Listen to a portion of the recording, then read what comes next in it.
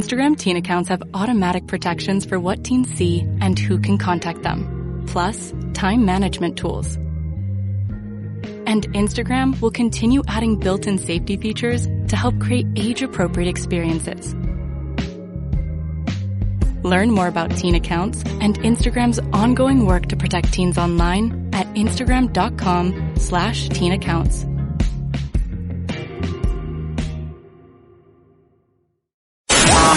Excuse me! Taxi! This is the 77 WABC minicast. There are huge developments related to Iran today, some more strikes, and also different comments about maybe some ceasefire deal. But then no, the Iranians are asking for the craziest things in the world. And there's a lot of movement. The 82nd is on the way there, and you know that means business. Well, joining us to talk about all of this is General Jack Keane. He's a retired four-star general, the chairman of the Institute for the Study of War, and also Fox News senior strategic analyst. So, General Jack Keane, what's the 82nd going to do? What do you think they're going to be used for? Because that's big. Well, there's a number of options that the president has. Certainly, all of our military objectives, we fully intend to achieve them.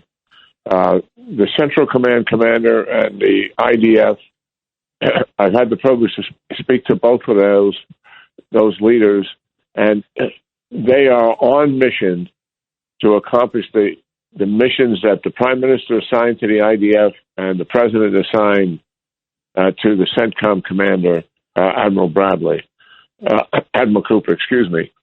So part of that is obviously getting rid of all of their offensive weapons capability and their nuclear capability, but also it's to open the Straits of Hormuz and make certain it stays open. So there are options in front of us that the president will make decisions about how he may use some land forces to assist with those objectives. And also there's something lingering out there called Karg Island, where it's an island right 15 miles off the coast of Iran. It's a major distribution point for their oil. Pipelines lead to this island, and they distribute 90% of their oil through those distribution points. 60% of their revenue and 50% of their budget is tied up in this. And at some point, we may indeed take control of that island, likely towards the end of hostilities. And that would certainly force an economic collapse of the regimes. So these are things that are out there, presidential decisions to be made, how we're going to do that, what forces are going to be involved in those. But make no doubt about it, we fully intend to open the Straits of Hormuz and keep it open under the control of the United States. Obviously, there's negotiations going on, but I'm highly skeptical about those negotiations from the Iranian perspective because we're doing the right thing. We are asking the Iranians to literally surrender everything to us that we intend to take from them as a result of the objectives the President and the Prime Minister have assigned to these combined forces. And it's unlikely that the Iranians would be able to comply with that. And certainly our president knows full well where these Iranians are coming from. After all, he's the one that broke away from the nuclear deal in 2018 that Obama had put together 3 years prior. And he's the one that negotiated with the Iranians prior to this event taking place. And one of the reasons why we're in hostilities with Iran is because he knew full well they weren't going to change. And they were fully committed to recovering the nuclear program, increasing the ballistic missiles, ranges that could reach Europe and the United States, and using their drone capability and the Navy capability to the fullest. And so as a result of that, we're in conflict operations with them. Yeah. That's kind of where we are. You know, General Jack Keane, what do you think the prize was that President Trump was talking about yesterday? Because he said that they got some prize. He said it was tied to oil and gas, tied to the Strait of Hormuz. What do you think it was? Do you think it was allowing ships to go through or some ships to show that he's talking to the right people? I speculate, but it may be some ships that we're affiliated with. We don't need oil out of the Persian Gulf, obviously. We're independent, but it may have been something like that. I frankly, I don't think it's nice. I don't think it makes much impact on the president here. I mean, they're not going to, by gifting him something, they're not going to get maybe what they think they would get. For him to ease up and make concessions to them, that's not going to happen. This president is clear-eyed about who they are, what they stand for, and obviously we're trying to get rid of this predator and their capability to impose their will on the region, our allies in the region, certainly Israel and the Arab states, and also the history of killing us since 1983 to the present, and their intent to do even more of it by building intercontinental ballistic missiles with nuclear weapons that could clearly reach the United States. That is their plan. And people out there who don't understand that or don't want to believe that are incredibly naive. So that is one of the reasons why we're in conflict operations with them, to deny them the capability of doing any more harm to the American people, to our troops in the region, and also to our allies and partners. General John Catsimatidis, the one big item, was London or Paris shocked when they realized there were existing ballistic missiles that could hit Paris and London? They have to be, John. We have told them this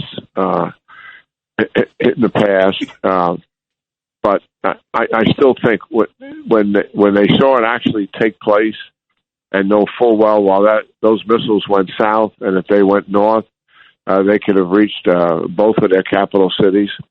That obviously has to shock them. Listen, I've talked to the Secretary General, Mark Rutte, a number of times over a week ago after they first refused to help the president.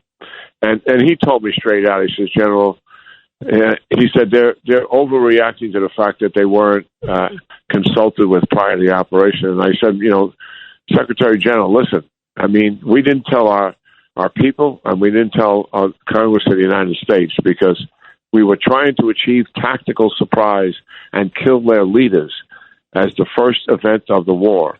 And we knew full well in an open democratic society, when you tell somebody something, it's likely going to get leaked. And General, the same thing with your country. They got over that. And he told me, he said, yes, they're going to come and help. They will definitely come and help. General, if we would have told the Democratic Party that we're planning to attack, how many of our people we would have lost?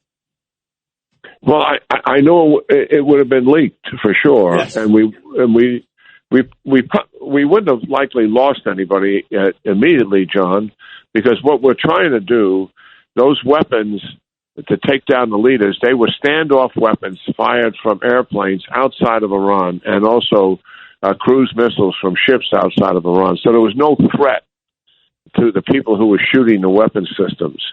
But what we wanted to do, the payoff is when you take down the Ayatollah and decapitate so many of his leaders, they have never recovered that since. There's chaos, and it's affected their decision-making. They're paranoid about their own personal survival. I mean, we have some pretty good anecdotal evidence in terms of what is happening inside there through our sources.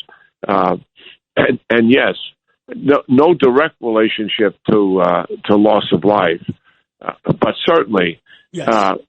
Giving them the opportunity to prepare and be alert and have their finger on the trigger so much, they use a metaphor, that would have been intolerable. And why would we do anything like that? So we absolutely did the right thing, maintain what we call operational security. We want to have an advantage here. We're not looking for a fair fight. Yeah. We want to have every advantage we got in the book with dealing with this diabolical regime that has killed so many Americans since 1983. Well, General, thank you. Anybody else have General Keane, this is Fernando Mateo. My question to you is, the United States has always been a humanitarian country, a country that helps those other countries that need help. Here, the President of the United States saw a regime that was killing human beings, honest, hardworking Iranians that wanted freedom. So why would anyone oppose that position today? Why wouldn't all these countries say, we're in it with you when it's to save millions and millions of lives? To be frank about it, I'm absolutely stunned. I've never seen anything quite like this. Me either. I mean, I understand.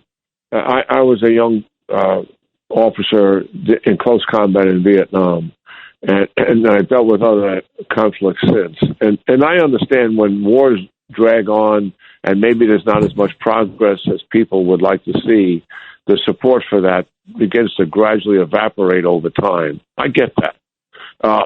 But the opposition was there on day one. And all we were trying to do was stop people who were killing us and stop them from killing our friends in the region and stop them from reaching out and killing others. And that's what it really comes down to, that this regime has been a killing machine for years in imposing their will. And they had to be stopped. 7 presidents have refused to confront them. 2 Republicans and 1 Democrat. They killed Americans when they were president. That was Reagan, that was Clinton, and that was Bush. And they never confronted Iran over it. 300 plus for Reagan, 19 dead, 400 wounded for Clinton, and Bush, a minimum of 600 killed for sure, and the commanders think it's closer to 2,000. And then during Biden's tenure, during those 4 years, they attacked U.S. bases in Iraq and Syria over 300 times, and Biden never, ever confronted them. Trump looked at this and said, why don't we stand up to these guys and stop this once and for all? And that is what he's trying to do. And I totally agree with you. Why people can't get their head around stopping one of the most diabolical, tyrannical regimes that have killed so many of us and so many of our allies and tens of thousands of their own people, and finish these guys once and for all. There should be unanimity behind this move. It has a moral imperative to it, to be quite frank about it. Absolutely. Judge Weinberg. General, good to talk to you again, sir. But it seems to me, and I wonder if you agree with this, anything less than real regime change is not going to really accomplish what we need to do, because they'll come back. Every effort will be made on their part to reconstitute and regroup and to come back, because they're a death cult. They're a hegemonic death cult. And we can't be satisfied if they're still in power. To change the political order, we would have to take control of the country. That would require significant ground forces to do that. And even then, what comes next is still a struggle. It was a struggle for us when we took Noriega down in 1989. It was a struggle for us when we took Afghanistan down in 1, and in 3, it was a struggle for us when we took Iraq down. And we changed the political order. And then what follows is still a challenge. So it's not necessarily that neat. But number one, we're going to take away their ability to continue to do harm. If they stay in power, it will likely be just for a certain period of time, because the end state is pretty dramatic. If we take Cargill and deny them oil completely, they will economically collapse. They cannot sustain themselves. That's the reality of it. And it opens up the opportunity for some changes to be made. So I think the path we're on is a good one. It's the one that risks the least amount of American and Israeli lives in doing it, but yet achieves an acceptable end. It takes the power away from them to impose their will. And it would take them years if they stayed in power and were able to sustain themselves before they ever recover from what we're going to do. We have 3 weeks more of attacking these people, and what our plans are very comprehensive and detailed in terms of what we're going to strip them of. They will not be able to recover from that. Well, I'd like hearing that, especially when you're dealing with Iran. Jack Keane, General Jack Keane, we love you. Always so good to have you on. And thank you. I'm sorry for blowing this interview yesterday. I had some difficulties that just got out of control. You know what? It made today even better. Because, you are worth the wait anytime, my friend. We love you. No, he lost a lot of weight. A different kind of weight. We love you, General. Thank you, Jack. Thank you, General. Thank you so much.